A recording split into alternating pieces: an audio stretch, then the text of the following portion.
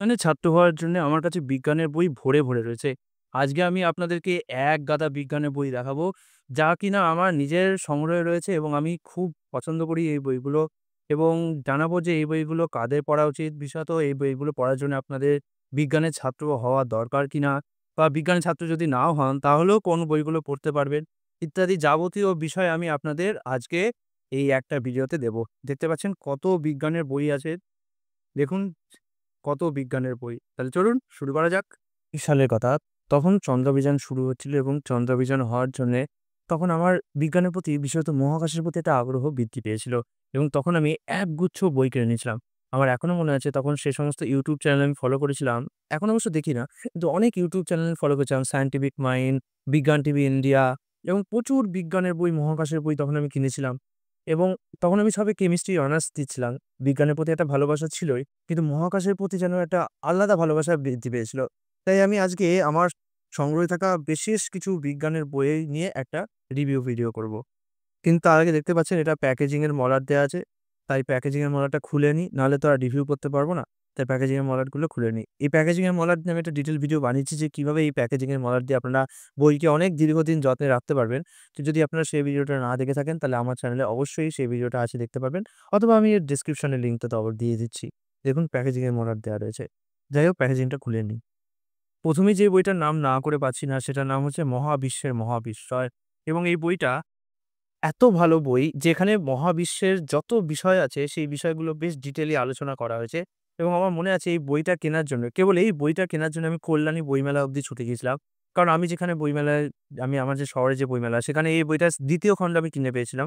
কিন্তু ২য় খণ্ড কেনার পর আমার সন্তুষ্টি হয়নি। আমার মনে হয়েছিল দেখুন বাচ্চা ছেলে একদম মনে হচ্ছে লিখেছে। যাই হোক এরা হয়তো কম বয়সের ছবি। যাই হোক তো ২য় খণ্ড কেনার পর আমার মনে হয়েছিল যে এই বইটা যদি ১ম খণ্ড আমি সংগ্রহ করতে না পারি তাহলে অসুবিধা হয়ে যাবে।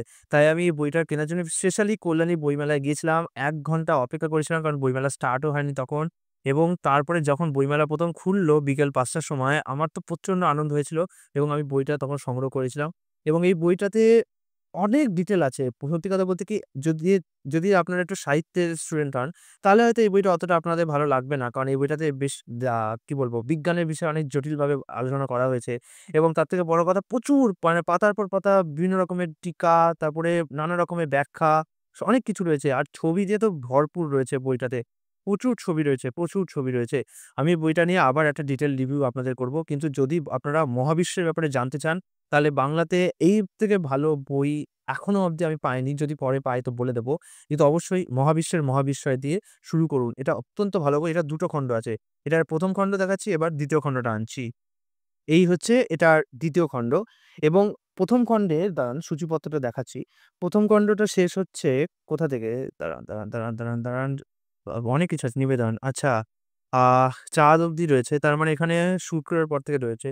এই বইটা অনেক পুরনো বেশ। পাতা দেখেই বুঝতে পারছেন। কিন্তু প্যাকেজিং এর মলাট দেয়া ছিল বলেই ভালো আছে। কারণ সেই এই বইটা ২০০৯ আমি এই বইটা কিনেছিলাম হচ্ছে ২০১৯ সালের বইমেলাতে। তাহলে ভাবুন ১৯ মানে ২০, ৫-৬ বছর হয়ে গেছে। তাও বইটা কি সুন্দর রয়েছে। দেখতে পাচ্ছেন? আর বইটার পৃষ্ঠাতে প্রচুর ভালো, ভালো ছবি রয়েছে। যার জন্য বইটা আমার কাছে আরো বেশি ভালো লেগেছে। যে পাতার পর পাতা ছবি রয়েছে অনেক কিছু। যাই হোক এখানে এরপরে মঙ্গল, বৃহস্পতি, শনি, ইউরেনাস, নেপচুন নিয়ে মানে সৌরজগতে যতগুলো গ্রহ আছে না, গ্রহ, উপগ্রহ, কুইপার বেল্ট, অ্যাস্টেরয়েড, উল্কাপাত যত কিছু তাই দুটো বইতে পুরোপুরি একদম ডিটেইল আলোচনা করা আছে। ১ম এ চাঁদ অব্দি রয়েছে আর তারপরে বাকি সমস্ত গ্রহ আর গ্রহাণুপুঞ্জের কথা এই ২য় খণ্ডের বইটাতে রয়েছে। এবার আরেকটা বই দেখাচ্ছি। এই বইটার নাম হচ্ছে 'মহাকাশে মানুষ' এবং এই বইটা যারা মহাকাশের মানুষের যে অভিযান কি করে হলো, সেই ব্যাপারে জানতে চান তাহলে পড়তে পারেন এবং এই বইটাতে মহাকাশযানের অভিযানের ব্যাপারে সমস্ত যে অভিযানগুলো রয়েছে সব ডিটেইলে আছে। যেমন এখানে দেখতে পাচ্ছেন হাওয়াই থেকে রকেট, কিভাবে রকেট তৈরি হলো, রাশিয়ার অভিযান, আমেরিকার অভিযান, পৃথিবীতে মহাকাশ চর্চা, মহাকাশে বিভিন্ন স্পেস স্টেশন, মির, পরীক্ষণ অনেক রকম ডিটেইলে তিনি লেখক এই বইটা থেকে সন্নিবেশিত করেছেন।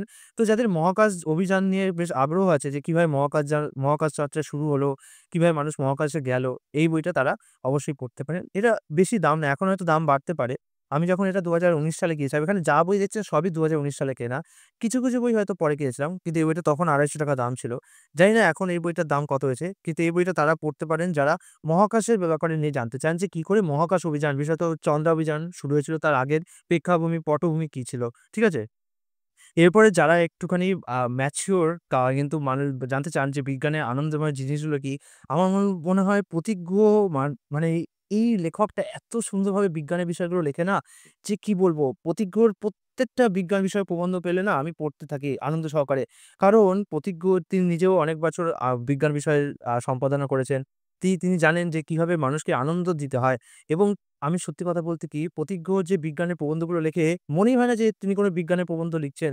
এত সুন্দর হয় যে মনে হচ্ছে কোনো গল্প উপন্যাস পড়ছি।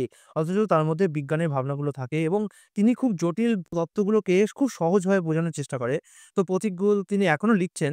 কিন্তু তিনি যত এর আগে লিখেছেন তার যে এই সমস্ত লেখাগুলোকে এই একটা বইতে সংগ্রহ করা হয়েছে। ঠিক আছে? কিন্তু এরপরেও তিনি আরো অনেক বই লিখেছেন। কিন্তু সেগুলো এখানে দেয়নি আমি দেখলাম। কিন্তু তার ১ম দিকে যত লেখা আছে না, সমস্ত লেখাগুলো বলতে পারেন এটা একটা সংগ্রহ এবং এই বইটা খুব ভালো। ঈশ্বরকণা, মানুষ ইত্যাদি। এই বইটার নামে ঈশ্বরকণা থাকলেও যে এখানে শুধু ঈশ্বরকণার বিষয়ে যে প্রবন্ধ এসছে তা না। এখানে নানা রকমের প্রবন্ধ রয়েছে। আপনারা নিজেরাও দেখতে পাচ্ছেন। আমি যদি আপনাদের দেখাই একবার করে সূচিপত্রটা।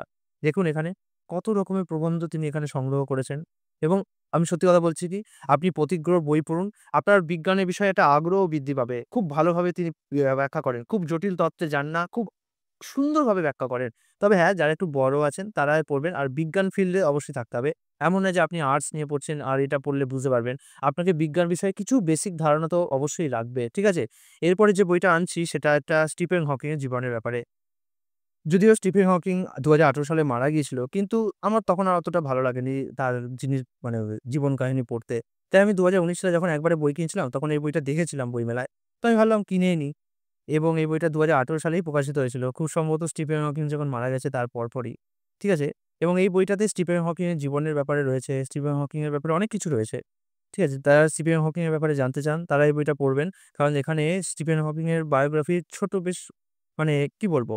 বেশ নির্যাস ফর্মে রয়েছে। এমন না যে ডিটেইল এ রয়েছে কিন্তু বেশ নির্যাস ফর্মে রয়েছে। যেখানে তার বইয়ের ছবি, তার লেখা, তার বিভিন্ন রকমের ছবি আছে। ঠিক আছে? দেখতেই পাচ্ছেন কত রকমের জিনিস দেওয়া আছে। তার সম্বন্ধে যে ফানি মুভি গুলো হয়েছে, অনেক সময় তাকে একটা আমেরিকার যে রম-কম আছে, সেই রম-কমেও সেখানে দেখানো হয়েছিল। সেই ছবিটাও আছে। কিন্তু আমি এখন দেখতে পাচ্ছি না। ওইখানেই থাকবে হয়তো। কিন্তু হ্যাঁ, স্টিফেন হকিং এর জীবনের ব্যাপারে যদি আপনারা জানতে চান, তাহলে বেসিক ফর্মে শুরু করার জন্য এটা পারুল থেকে প্রকাশিত হয়েছে। পারুল প্রকাশনী থেকে এই বইটা কিনুন। বইটার দাম খুব বেশি না। দামটা দেখতে পাচ্ছি না আপাতত দাঁড়ান। ৳১৫০ এখন হয়তো একটু দাম বাড়তে পারে। কারণ এটা ২০১৯ সালের এতদিনে ৬ বছর হয়ে গেছে। এই যে এখানে দেখতে পাচ্ছেন যে স্টিফেন হকিং এর বিভিন্ন ছোট, ছোট মুহূর্তের ছবি। এই যে সিম্পসনস বলে একটা শো আছে না আমেরিকার বিখ্যাত? সেখানে স্টিফেন হকিংকে একটা ক্যামিও করা হয়েছে সেটা দেখাচ্ছে। ফিউচুরামাতে দেখাচ্ছে। এভাবে বিভিন্ন হকিং এর ঝুলিতে কত মেডেল আছে, পুরস্কার আছে, ফিল্ম আর সিরিয়াল আছে। হকিং এর নিজের লেখা বই, সহলেখক হিসেবে বই, কল্পবিজ্ঞানের বই। ঠিক আছে? কোথা থেকে শুরু মানে অনেক ব্যাপার ডিটেইলে লেখক এই ব্যাপারে এই বইটাতে সংগ্রহ করেছেন। তাই এই বইটা ভালো লাগবে আপনাদের পড়ুন। যদি স্টিফেন হকিং এর ব্যাপারে জানতে চান। নেক্সট এই বইটা হচ্ছে সুনামির ব্যাপারে এবং এটা প্যাকেটের মলাট এত শক্ত আছে যে আমি খুলিনি তখন। এবার এটা খুলে নিই প্যাকেজের মলাট এবং বইটা দেখছেন কি যত্নে রয়েছে। প্যাকেজিং মলাট দিয়েছি ৫-৬ বছর হয়ে গেছে। কোনো ধুলো-টুলো কিচ্ছু পড়েনি। দাঁড়ান খুলে দেখাচ্ছি। এই মলাটার একটা অসুবিধা হচ্ছে একবার যদি মলাটটা খুললি না তাহলে আর ২য় বার ইউজ করা যায় না। এটা একটা নেগেটিভ পয়েন্ট। তাছাড়া বই যে ভালো থাকে অবশ্যই সেটা তো অস্বীকার করতে পারব না। আমি নিজেই আপনাদের বলেছি কিরকম বই ভালো থাকে। এটাও পারুল থেকে প্রকাশিত হয়েছে এবং এটাও স্টিফেন হকিং যিনি লিখেছেন তিনি লিখেছেন এবং এটার দামও ৳১৫০ এবং এই বইটা ভালো বেশ। ৳১৫০ র মধ্যে কারণ তিনি এর মধ্যে দেখুন কত সুন্দর, সুন্দর ছবি দিয়েছেন। এবং ছোটখাটো বিষয়গুলো অনেক আলোচনা করেছেন। ঠিক আছে? অনেক ব্যাপার আছে। নিউক্লিয়ার বিপর্যয় হয়েছিল কি? তারপরে কোন, কোন জায়গায় কত রিক্টার স্কেলে কিরকম ভূমিকম্প হয়েছে? ভূমিকম্পের সময় কি করবেন? সুনামি আসলে কি করবেন? সুনামি কেন হয়? ভূমিকম্প কেন হয়? ভূমিকম্পর বৈশিষ্ট্য কি? প্রাকৃতিক দুর্যোগদের ভূমিকম্পের ভূমিকা কি? সমস্ত রকম বিষয় এই বইটাতে রাখা হয়েছে। ফুকুশিমার শিক্ষা কি? তাই আমি বলব ভূমিকম্প বা সুনামি সম্বন্ধে যদি জানতে আপনাদের ইচ্ছুক হয় তাহলে এই বইটা আপনাদের অবশ্যই পাঠ্য হতে পারে। অন্যান্য ভালো বইও আছে হয়তো। কিন্তু আপাতত আমি বলব এই বইটা রেকমেন্ড করছি। এরপরে যে নেক্সট বইটা, এটা ডাইরেক্ট বিজ্ঞানের সংযোগ তো বলব না। আমার একটা রহস্য কাহিনীর মতো। আর এটা ২০১৯ সালেও কিনিনি। ২০১৭ কি ১৮ সালের দিকে মনে হয় কিনেছিলাম এটা। ঠিক মনে পড়ছে না। হ্যাঁ, ১৮ তো। তার মানে ২০১৮ সালের দিকেই কিনেছিলাম। এই বইটাতে বারমুডা রহস্যর যে কি, কি হয়েছিল সেই কাহিনীগুলো আছে। এখানে কিন্তু বিজ্ঞানের বিষয় সেরকম কিছু নেই। তবে বারমুডা ট্রায়াঙ্গেল জানেনই এটা একটা সায়েন্টিফিক ব্যাপার এবং সেখানে যে কাহিনীগুলো আছে সেগুলো মানে আমাদের রহস্য শিহরণ জাগায়। তো সেই সমস্ত কাহিনীগুলোকে লেখক এখানে সংগ্রহ করেছেন। তো যারা অভিশপ্ত বারমুলার ট্রায়াঙ্গেল এর ব্যাপারে জানতে চান, যদিও এটাকে আমি ঠিক বিজ্ঞানের পর্যায়ে ফেলবো না, কিন্তু এটা এখন বারমুডা ট্রায়াঙ্গেল এমন তো না কোনো অলৌকিক শক্তি দ্বারা সম্পাদিত হয়েছে। অবশ্যই এর পেছনে কোনো না কোনো সায়েন্স আছে। তো যারা খাঁটি বিজ্ঞানের পছন্দ মানে বিজ্ঞানের স্বাদ চাখতে চান, তারা এই বইটা না ধরলেও কোনো অসুবিধা নেই। কিন্তু যারা একটুখানি বিজ্ঞানের পাশাপাশি রহস্য, রোমাঞ্চ, অ্যাডভেঞ্চার পছন্দ করেন, আমি বলব যে এই বইটা তাদের জন্য। যদি আমি একদম খাঁটি বিজ্ঞানীর পরিপ্রেক্ষিতে বলি, তাহলে আমি এই বইটাকে সে র‍্যাংকে রাখবো না। কিন্তু আমার কাছে বিজ্ঞান মানে যে শুধুই যে জটিল বা নিরস হবে তা না। একটুখানি রহস্য, রোমাঞ্চ, অ্যাডভেঞ্চার ও থাকবে। যে কারণে আমার কল্পবিজ্ঞান খুব ভালো লাগে। তাই আমি বলব যে অভিশপ্ত বারমুডা ট্রায়াঙ্গেল আপনারা তখনই বিবেচ্য করবেন যখন আপনাদের মনে হবে যে আপনারা রহস্য কাহিনী, অ্যাডভেঞ্চার কাহিনীকে বিজ্ঞানের সাথে পড়তে ভালোবাসেন। ঠিক আছে? এরপরে যে বইটা আছে 'বিজ্ঞান ও ঈশ্বর ভাবনা'। এটা আমি বলব যে যারা কেমিস্ট্রিতে বা ফিজিক্সে অনার্স নিয়েছেন তারাই পড়ুন, অথবা যাদের সায়েন্স ছিল তারাই পড়বেন। কারণ এই বইটাতে কিছু এমন তত্ত্ব আছে যেগুলো কিনা আপনাদের বোঝার জন্যও সায়েন্সের বেসিক নলেজ দরকার। মানে ক্লাস 10 অব্দি যেরকম সায়েন্স শেখানো হয় সেগুলো দিয়ে অতটা আপনি বুঝতে পারবেন না। আপনার ক্লাস 11-12 এর সায়েন্সের কিছু বিষয় লাগবে যেটাকে বোঝার জন্য। তাই যারা একদমই সাহিত্যের ছাত্র বা কমার্সের ছাত্র, তারা হয়তো এই বইটা পড়ে একটু ডিসস্যাটিসফাই ফিল করতে পারেন। কারণ এখানে অনেক এমন তত্ত্ব আছে যেগুলো আপনারা কোনদিন জানেননি বা শোনেননি। তাই আমি বলব যে এই বইটা যদি আপনি পিওর সায়েন্স স্টুডেন্ট না হন, তাহলে এই বইটা অতটা পড়বেন না। কারণ পড়ে আপনি মজা পাবেন না বা আনন্দ পাবেন না। যেহেতু আমি নিজে বিজ্ঞানের ছাত্র, তাই আমি এই বইটা পড়ে বেশ আনন্দ পেয়েছি, মজা পেয়েছি। তাই আপনাদের বলছি।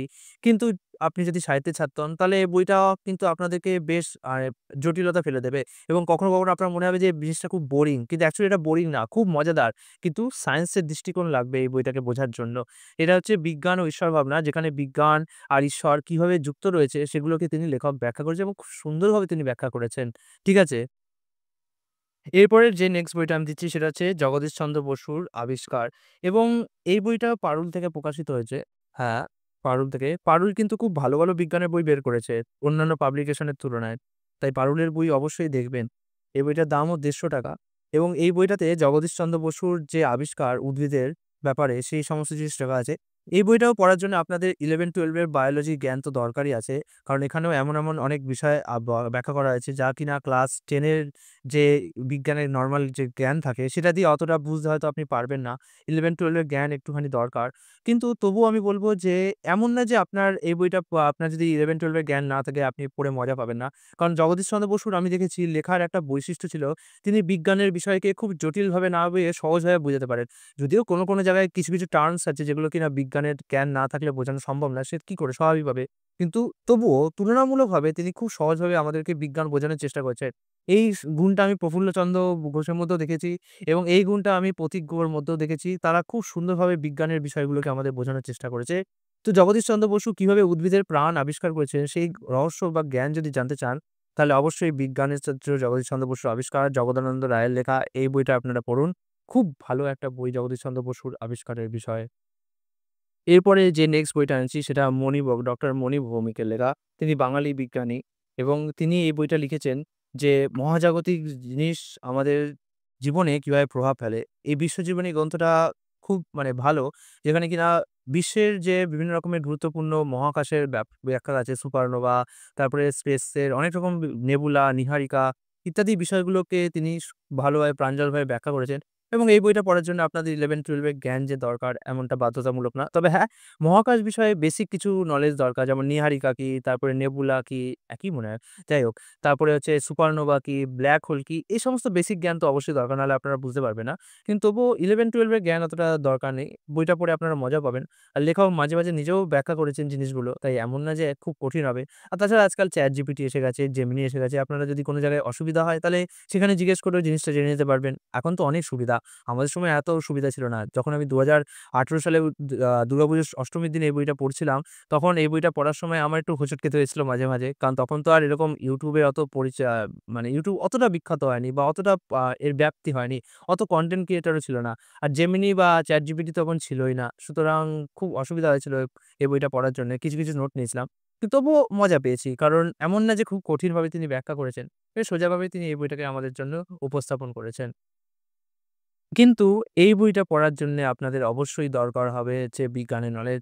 কারণ এই বইটা সত্যি কথা বলতে কি ১ম আমাকেও হোঁচট খাইয়ে দিয়েছিল। যদিও আমি বিজ্ঞানের ছাত্র, কিন্তু ১ম কয়েকটা চ্যাপ্টার বেশ মজা লেগেছিল। সহজভাবেই বুঝাচ্ছিলেন লেখক। কিন্তু পরবর্তী চ্যাপ্টার গুলো পড়তে গিয়ে না আমার মানে কি মনে হচ্ছিল যে কখন বইটা শেষ হবে। যখন কোনো বইতে এরকম অনুভূতি হয় তখন বুঝতে পারবেন যে বইটার মধ্যে কোনো সমস্যা বা গড়বড় আছে। তো ১ম দিকের চ্যাপ্টার গুলো খুব ভালো মজাও পাবেন। কিন্তু পরের দিকে চ্যাপ্টার গুলো জানার জন্য মহাকাশ বিজ্ঞানের বেশ জটিলতা দরকার আপনাদের। আমি তো এখন বুঝতে পারছি যে কেন আমি অত হোঁচট খেয়েছিলাম। কারণ তখন মহাকাশের ব্যাপারে অনেক কিছু আমি জানছিলাম, কিন্তু জানিনি। তাই জন্যে আমার যে গভীর তত্ত্বগুলো আছে সেগুলো অত বুঝতে পারিনি। পরে এখন যখন বইটা পড়ছি তখন আমি বলছি, "আরে এই বইটা তো কি ভালো, কি সোজা।" কিন্তু তখন অবশ্য বুঝতে পারিনি। তাই বলব যে মহাকাশের সম্বন্ধে যদি আপনাদের যথাযথ নলেজ না থাকে, বেসিক নলেজ না থাকে, তাহলে এই বইটা দিয়ে শুরু করার কোনো মানেই হয় না। কারণ বইটা আপনাদের খুবই ভোগাবে কিন্তু। এরপরে যে নেক্সট বইটা আনছি, এই বইটা অত্যন্ত ভালো। এমন নয় যে এর জন্য আপনাদের খুব হাইলি বিজ্ঞানের স্কিল লাগবে, বিজ্ঞানের নলেজ লাগবে। এই বইটা পড়ার জন্য আপনি সাধারণ বিজ্ঞান জানলেও চলবে। হ্যাঁ, ২-১ টা জায়গায় কিছু টার্মস আছে যেগুলো কিনা জানতে হবে। বাট তবুও আপনি এখানে মহাকাশ চর্চার ব্যাপারে অনেক কিছু জানতে পারবেন। বিশেষত লেখক এখানে যে আকাশে নক্ষত্র কিভাবে আঁকে, সেই নক্ষত্রের গল্প কি, কিভাবে মহাকাশ চর্চা শুরু হয়েছিল, গ্যালিলিও, কোপার্নিকাস এরা কি সমস্যায় ভুগেছিলেন এবং তখনকার দিনে চার্চ কিভাবে বাধা সৃষ্টি করেছিল ইত্যাদি, ইত্যাদি নানান বিষয় কিন্তু এই বইটাতে ব্যবহার করা হয়েছে। সন্নিবেশিত করা হয়েছে। তো এই বইটা কিন্তু বেশ আপনার ভালো লাগবে। আপনি যদি মহাকাশ ব্যাপারে জানতে আগ্রহী, তাহলে আপনাকে ১ম এ যে বইটা দেখিয়েছি দেজ পাবলিশিং এর অরুণাভ ঘোষের লেখা, সেই বইটার পাশাপাশি এই বইটা রাখুন। এটা আনন্দ থেকে প্রকাশিত হয়েছে। এই বইটাও আপনাকে মহাকাশের ব্যাপারে অনেক কিছু ইনসাইট দেবে এবং আপনার ভালো লাগবে। বেশি দাম না বইটার ৳১৫০ দাম ছিল। কারণ ছিল বলছি। এখন দাম কত হয়েছে ভগবানই জানে। এরপরে আমি ৩ টে বই একসাথে দেখাচ্ছি কারণ ভিডিওর লেন্থ অনেক বড় হয়ে গেছে এবং আমি বুঝতে পারছি আপনারাও বেশ অসন্তুষ্ট বোধ করছেন হয়তো। যাই হোক, এরপরের বইটা হচ্ছে মনিজি ভৌমিকের লেখা 'আইনস্টাইন'। এটা আইনস্টাইনের জীবনের ব্যাপারে রয়েছে এবং এই বইটা খুব ভালো লেগেছে। কারণ এই বইটা পড়ে আমি ১ম জানতে পারলাম যে আইনস্টাইনও আমাদের মতো কেমন মানে ধারাবাহিক ছিলেন না। একটুখানি বোকা-শোকা ছিলেন এবং অনেক স্ট্রাগল করেছেন। কিন্তু কল্পনাপ্রবণ ছিলেন। তাই আইনস্টাইনকে কি ঠিক বোকা বলা যায়? একদমই বলা যায় না। কারণ অনেক সময় কি হয় খুব বুদ্ধিমান মানুষ না ১ম মানুষের কাছে বোকা লাগে। কারণ তারা একটু অন্যভাবে ভাবে। তারা বাকিদের মতো ভাবতে পারে না। তাই আমরা ভাবি এ তো বোকা, এর দ্বারা কিছুই হবে না। কিন্তু অ্যাকচুয়ালি তারাই হয় হচ্ছে সবথেকে বুদ্ধিমান মানুষ। আর এই বইটা আমাকে সেটাই দেখিয়েছে যে কিভাবে আইনস্টাইনকে ১ম জীবনে সবাই বোকা ভাবত। কিন্তু তিনি ছিলেন প্রখর বুদ্ধিমান মানুষ এবং তিনি কেরানির চাকরিও করেছিলেন এবং সবাই ভাবত যে এর জীবনে আর কি হবে? কিছুই হবে না। কিন্তু তিনি কিভাবে একটা বড় বিখ্যাত ব্যক্তিত্ব হয়েছিলেন এবং সবথেকে প্রসিদ্ধ বিজ্ঞানী হয়েছিলেন সেটার কাহিনী আমাদের মণি ভৌমিক শুনিয়েছেন। ২য় যে বইটা সেটা হচ্ছে 'বিজ্ঞানে ঈশ্বরের সংকেত'। এখানে তিনি পার্টিকেল এর ব্যাপারে ব্যবহার করেছেন। যে পদার্থের অণু, পরমাণু তার ক্ষুদ্র যে কণাগুলো আছে সেগুলো কিভাবে তাদের যে রহস্যময়তা, সেই রহস্যময়তার যদি সন্ধান আপনারা চান তাহলে অবশ্যই আপনাকে পড়তে হবে মণি ভৌমিকের লেখা 'বিজ্ঞানে ঈশ্বরের সংকেত'। এই বইটা একটু জটিল, একটু যা আপনাদের নিউক্লিয়ার ফিজিক্স এর ব্যাপারে জ্ঞান থাকতে হবে যেটা কিনা ক্লাস 11 12 এই যথাযথ ভালোভাবে দেয়া হয়। বিশেষত আমি যেহেতু কেমিস্ট্রি বিষয়ে পড়েছি তাই কেমিস্ট্রি পড়ার সময় বা আমাকে আ কি পড়তে হবে? পার্টিকেলের যে ভেতরের জিনিসগুলো সেগুলোর ব্যাপারে জানতে হয়। বিশেষত আমাদের কেমিস্ট্রিতে একটা পার্ট ছিল যে ফিজিক্যাল কেমিস্ট্রি। সেখানে আমাদের বেশ মানে ফিজিক্সই বলতে পারেন সেটা। তো এই কারণে এই বইটা আমার অতটা কষ্ট হয়নি। কারণ আমি এই বিষয়ে অনেকটাই জানতাম আগে থেকে। আর আমার ফিজিক্স তো পাসের সাবজেক্ট ছিলই। তার জন্যও আমার খুব একটা অসুবিধা হয়নি। কিন্তু যদি আপনাদের কেমিস্ট্রি বা ফিজিক্সে অনার্স লেভেলের জ্ঞান না থাকে তাহলে কিন্তু এই বইটা আপনাদের একটুখানি স্ট্রাগল করাতে পারে। নেক্সট বইটা ঠিক বিজ্ঞানের বই বলব না। এটা বিল গেটসের লেখা ক্লাইমেট চেঞ্জ এর প্রভাব হিসাবে এবং অনেকে ভাবে যে গাছ কাটা বন্ধ করলে নিশ্চয়ই ক্লাইমেট চেঞ্জ আবার ফিরে আসবে। কিন্তু তা নয়। বিল গেটস আমাদের বুঝিয়েছে যে কেবল গাছ কাটা বন্ধ করলে ক্লাইমেট চেঞ্জ কিন্তু আটকানো যাবে না। আপনারা যে সিমেন্ট তৈরি করছেন সেই সিমেন্ট থেকেও প্রচুর CO2 নির্গত হচ্ছে। আপনারা যে গাড়ি চালাচ্ছেন সেখান থেকেও CO2 নির্গত হচ্ছে। আপনারা যেকোনো জিনিস ব্যবহার করুন না কেন, তা পেট্রোলিয়ামের ব্যবহার তো থাকবেই থাকবে। এমনকি ইলেকট্রিফিকেশন এর জন্য অনেকে ভাবছে না ইভি আসলে ইলেকট্রিক ভেহিকল আসলে হয়তো কার্বন এমিশন কমবে। কিন্তু তা সত্যি পুরোপুরি নয়। কারণ এখনো পর্যন্ত ইলেকট্রিফিকেশন তৈরি করার জন্য আমরা কয়লা চালিত ব্যা ই আ বেশ ইলেকট্রিক ইঞ্জিনের বেশি সাহায্য নিচ্ছি। সরি আমি একটু ভুল বললাম। এখনো পর্যন্ত ইলেকট্রিক জেনারেশন কয়লা দিয়েই বেশিরভাগ হয়। এখনো পর্যন্ত আমরা পারমাণবিক বিদ্যুৎ কিংবা জলবিদ্যুতে অতটা সুইচ করতে পারিনি। তো এমন নয় যে ইলেকট্রিক ভেহিকল আসলে এই যে কার্বন এমিশন এটা কমপ্লিটলি আটকে যাবে। হ্যাঁ, কিছুটা প্রভাব পড়বে কিন্তু সেটা অনেকটাই নেগলিজিবল। যতদিন না আমরা রিনিউয়েবল এনার্জি তে শিফট করতে পারছি। তো এই বিষয়গুলো কিন্তু বিল গেটস খুব ভালোভাবে এই বইটাতে আমাদের ব্যাখ্যা করেছে। এটা বিজ্ঞানের বইও কিছুটা এবং কিছুটা ভূগোলের বইও বটে। দুটোর দুটোর মিক্সড আছে এটা। তাই যারা ভূগোলের স্টুডেন্ট আর যারা বিজ্ঞানের স্টুডেন্ট উভয় পক্ষের মানুষকে এই বইটা সমানভাবে আনন্দ দান করবে। তো এই ছিল আমার একটা ডিটেইল বই। দেখাই একবার সবকটা বই একসাথে। কিন্তু লাস্টে যাওয়ার আগে আমি একটা বই ভুলে গেছিলাম। যখন গুছাচ্ছি তখন দেখলাম সেটা হচ্ছে 'মনের সুখ-অসুখ'। এটা হচ্ছে যারা স্নায়ুবিজ্ঞানের ছাত্র তারা পড়তে পারেন। খুব ভালো একটা বই। এখানে মনের বিভিন্ন রোগ, অসুখ বিষয়ে ব্যাখ্যা করা হয়েছে। যদিও এটাকে পিওর বিজ্ঞানের বই বলব না। কারণ যদি আপনি মানসিক বিজ্ঞানকে বা স্নায়ুবিজ্ঞানকে বই হিসাবে ধরেন, তাহলে এটাকে বই ভাবতে পারেন। আর যদি আপনি আধ্যাত্ম লেভেলের ছাত্র হন, তাহলে কিন্তু এই বইটা আপনার ভালোই লাগবে। তো একবার সামারাইজ করে দিচ্ছি। এই দেখুন, এই হচ্ছে আমার পুরো বইয়ের একটা কমপ্লিট লিস্ট। এখানে এখনো যদি পরে কোনো বই সংগ্রহ করি, যেটা আমার ভালো লাগবে, তাহলে আমি অবশ্যই আপনাদের সেটা আলাদা ভিডিওতে বলে দেব। কিন্তু আপাতত এই কটা বই আমার সংগ্রহে রয়েছে। কেমন লাগলো জানাবেন। আমি অবশ্যই রিপ্লাই দেব। বিদায়।